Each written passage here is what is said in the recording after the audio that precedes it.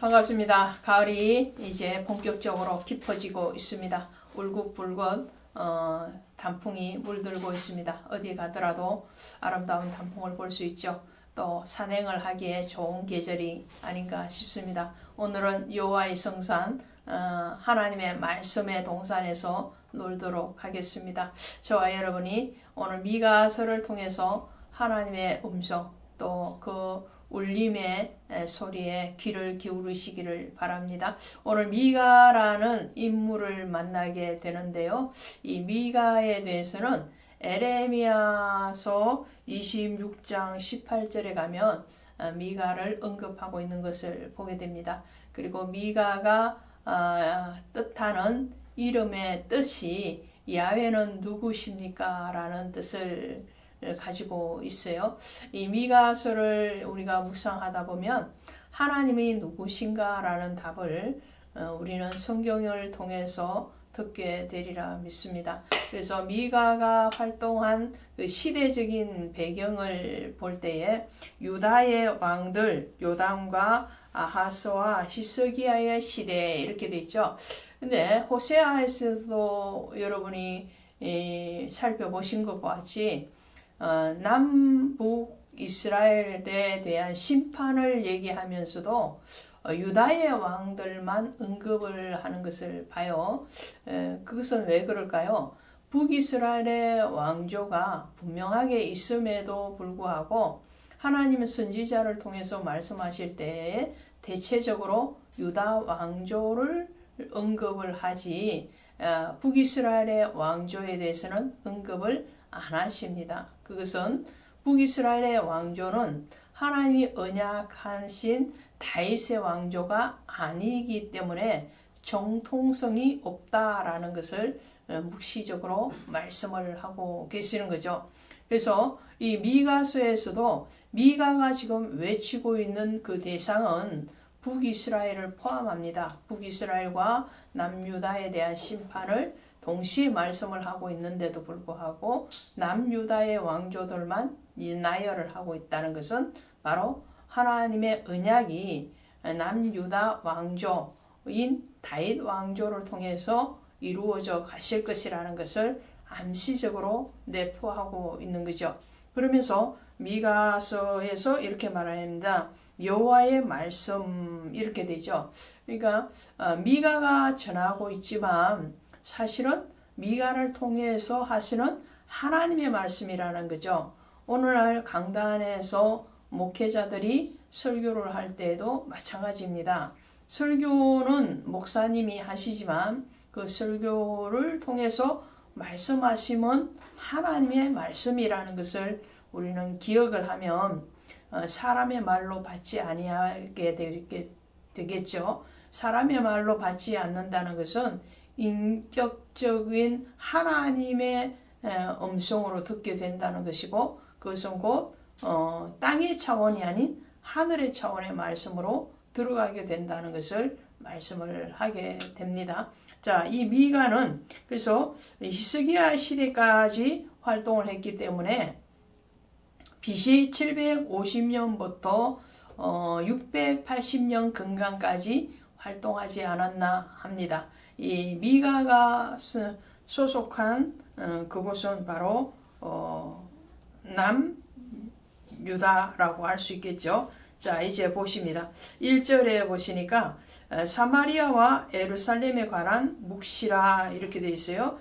그러니까 사마리아는 북이스라엘의 수도죠. 그리고 예루살렘이라는 것은 남유다를 대표하고 있습니다. 그래서 북이스라엘과 남유다에 대한 묵시, 이 묵시라는 말은 헬라어로 아포칼립시스라는 말인데요. 덮개를 벗기다 혹은 감춘 것을 드러내다 이런 뜻을 가지고 있습니다. 그러니까 묵시랑 계시는 같은 소속이라 할 수 있습니다. 계시도 뭔가요? 계시도 감추어진 것을 드러내 보이는 것을 계시라 그렇게 말합니다. 요한계시록 또 이사야서를 기록할 때에도 하나님의 계시라 이렇게 시작을 하죠. 계시랑 묵시는 비슷한 유형인데 묵시는 조금 더 엄밀하게 드러내는 것이다. 그러나 묵시와 계시의 공통점은 뭐냐? 심판에 대해서 얘기하는 것이다 라는 것으로 우리는 간단하게 요약을 하고 가도록 하겠습니다.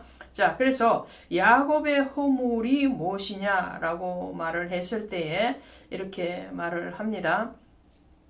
자, 5절에 보시니까 이는 다 야곱의 허물로 말미암으며 이스라엘 족속의 죄로 말미암음이라.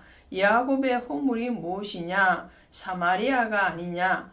유다의 산당이 무엇이냐? 예루살렘이 아니냐? 이 야곱으로 통칭되어지는 이스라엘은 남북 이스라엘 전체를 얘기하는 거죠.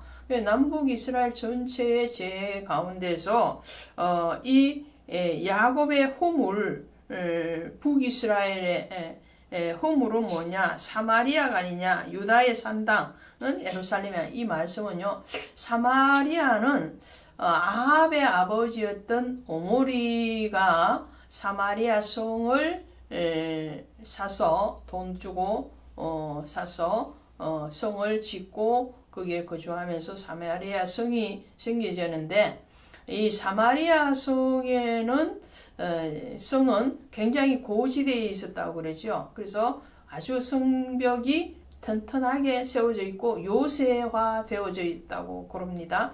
그래서 이 사마리아 성에 안주하면서 자신들이 그 힘 그리고 지배력에 대해서 이들이 만족을 하는 거죠. 하나님을 의지하기보다는 자기의 의, 자기의 성, 자기의 힘 이것을 의지했고, 또 하나의 사마리아의 죄는 하나님을 의지하지 아니하는 대신에 이방 신을 만들고 그 신을 숭배했다는 거죠. 북이스라엘은 왕조를 시작하면서부터 여로보암 왕이 베델과 단에 송아지 제단을 쌓고 이스라엘 백성들이 예루살렘 성전으로 가지 못하게 하고 거기에서 우상에게 절을 하고 경배하면서 하나님으로 섬기게 잘못 가르침을 하게 되죠. 거기에서부터 출발한 이 우상 숭배, 그리고 자기의 견고한 성에 대한 자기의 과시, 힘 이런 것들을 의지하는 이 사마리아의 죄, 또 예루살렘의 죄는, 유다의 죄는 바로 예루살렘이라고 그러는데, 예루살렘은 굉장히 화려하게 지었죠. 솔로몬 성전으로 세워진 것이 예루살렘 성전인데, 그 화려한 성전에서 하나님을 예배하지 않고 본질을 떠나서 그 화려한 성전에 만족을 하고, 또 더 나아가서 솔로몬 이후부터 그 성전에서 우상 성금이 들어왔다라는 거죠.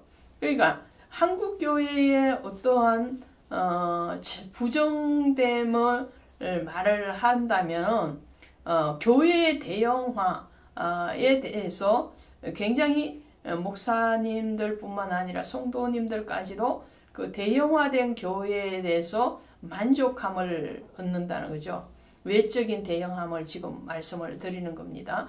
그러니까 사람의 성도의 수가 많고 교회가 화려하게 지어져 있는 것에 대해서 굉장히 자부심을 가지고 있고, 또 그 교회에 등록하고 출석하는 것에 대해서 굉장한 긍지를 갖고 있는 그런 잘못된 어떤 현상들이 오늘 이 사마리아와 예루살렘에 대해서 경고하시는 하나님의 음성으로 들려지지 않을까 싶습니다. 자, 그러면서 이들이 해당했던 그 죄악에 대해서 한마디로 7장 후반절에 가시면 그가 기생의 값으로 모았은즉 그것이 기생의 값으로 돌아가리라. 이 기생의 값이라는 거 뭐예요? 몸을 팔아서 얻은 이익이라는 거죠. 우상 숭배를 했다 이런 말입니다. 하나님 앞에 본 남편인 하나님의 정결한 신부로서의 삶을 감당하지 아니하고 우상 숭김에 앞장서고 몸을 팔듯이 영혼을 팔아서 그 가진 그 화려함, 또 그런 탐욕에 대해서 하나님이 그것에 대해서 징계하시리라 라는 말씀을 하시는데 8절 이후에 보면 애통하고 애곡하고 벌거벗은 몸으로 행하여 들개같이 애곡하고 타조같이 애통한 애통의 노래가 나옵니다. 근데 그 애통의 표현을 지명을 통해서 하고 있는 것을 보게 됩니다. 하나씩 살펴보도록 합니다. 10절에 보시니까 가드에 알리지 말며 도무지 울지 말지어다. 이 가드라는 지명의 뜻이 포도주 털입니다. 그러니까 포도즙 털인데 포도즙이 기쁨으로 나타날 때도 있겠지만 여기에서는 진노의 포도즙 털을 얘기하죠. 진노. 그래서 이 가드 지역이 어딘가요? 가드 지역이 블레셋 지역과 연계되어 있는 그런 지역이죠. 그래서 하나님이 이방 땅의 사람들을 통해서 짓밟혀지게 하리라 라는 뜻을 가지고 있죠. 그리고 베들레아보라라고 있습니다. 베들레아보라라는 이 지명의 뜻은 티끌의 집입니다. 티끌의 집. 그런데 이 티끌의 집인 뜻과 같이 이 베들레아보라라는 지역은 티끌의 굴로또다. 이 티끌은 죄를 뜻하기도 합니다. 회개를 뜻할 때 죄를 뜻하는데 여기서는 티끌이 맞습니다. 그 티끌은 바로 먼지 같은 존재라는 것이죠. 그래서 너희가 가장 비참하게 여기는 그런 먼지와 같은 존재와 같이 그렇게 될 것이다. 가치 없는 존재가 될 것이다. 라는 것을 말을 합니다. 그 다음에 사빌이라는 뜻이 있죠. 이 사빌은 아름다운 성읍이에요. 근데 아름다운 성읍의 주민들이 어떻게 되는가 하니까 너는 벗은 몸에 수치를 무릅쓰고 나갈지니라. 벗은 몸으로 포로로 끌려가게 된다는 거예요. 이스라엘 백성들이 또 유다 백성들이 장차 그 죄로 인하여서 하나님 앞에 징계를 받아서 이방 나라에 벌거벗은 채로 끌려서 포로로 잡혀갈 것이다 라는 말씀을 하는 거죠. 그 다음에 사난 주민은 이렇게 나옵니다. 이 사난의 뜻은 진군입니다. 진군은 뭐예요? 군사가 군대를 편성해서 싸우러 나갈 때 그 표현을 진군한다 이렇게 말을 하죠. 그런데 앞서 나가야 되는데 이 사난 지역은 나오지 못한대요. 그러니까 한 발짝도 바깥으로 나가지 못하는, 진군해야 되는데 나가지 못하는 거예요. 왜요? 성이 에워싸였기 때문에, 포위가 되었기 때문에 나가지 못하는 그런 상태를 얘기합니다. 그 다음에 베데셀이라는 지명이 나오죠. 이 베데셀이라는 지명은 정료하는 집, 정착하는 집입니다. 그러니까 안전을 얘기하죠. 안전하고 그리고 어떤 가정의 그런 단란함 그런 것을 뜻하는데 그런데 애곡하여 너희에게 의지할 곳이 없게 되는 안전한 그런 가정이 파괴되어지는 거죠. 국가나 가정이나 어떤 나의 안식처 그런 안식처의 자리가 파괴되어지고 혼란되어지는 상태를 심판으로 말씀을 합니다. 그 다음에 마롯이라는 지역이 있어요. 이 쓰다 괴롭다라는 지역인데 그 쓰다 괴롭다라는 지역의 이름 뜻처럼 재앙이 그들에게 임하여서 근심 중에 거하게 된다라고 표현을 합니다. 그 다음에 라기스라는 말이 있죠. 이 라기스는 준마, 말의 때인데 근데 말은 어떻게 해요? 말은 막 달려야 되잖아요. 달려야 되는데 달릴 수가 없는 상태죠. 말과 병거를 몰고 올지라도 멸망할 수밖에 없는 그런 멸망의 상태를 얘기합니다. 그 다음에 가드 모레셋이라는 지역이 14절에 나오죠. 가드 모레셋은 가드의 소유물이에요. 그러니까 가드라는 뜻이 포도즙틀이었잖아요. 그러니까 포도즙 이때는 포도가 막 수확되어지고 그래야 되는데 원수의 소유물로 넘겨지는 그런 재앙을 받게 됩니다. 그 다음에 악십이라는 말이죠. 악십이라는 지역은 거짓말로 속이다라는 지역인데 악십 거민들이 유다의 왕들을 속일 것이다 라는 뜻을 가지고 있습니다. 그 다음에 마레사라는 지역이 있죠. 15절에 보니까 마레사는 상속하다, 소유하다 라는 지역을 뜻을 가지고 있어요. 그런데 이것을 자기가 상속하고 소유하는 것이 아니고 다른 사람들에게 상속당할 것이다 라는, 빼앗길 것이다 라는 거죠. 그 징계라는 거죠. 그 다음에 아둘람이라는 지역이 있습니다. 15절에 아둘람은 영원이라는 뜻을 가지고, 영원하다 이런 뜻을 가지고 있는데 빛나던 유다의 영광이 이제 아둘람까지 이를 것이다 라는 것은 이스라엘의 영광이 빼앗길 것이다 라는 거죠.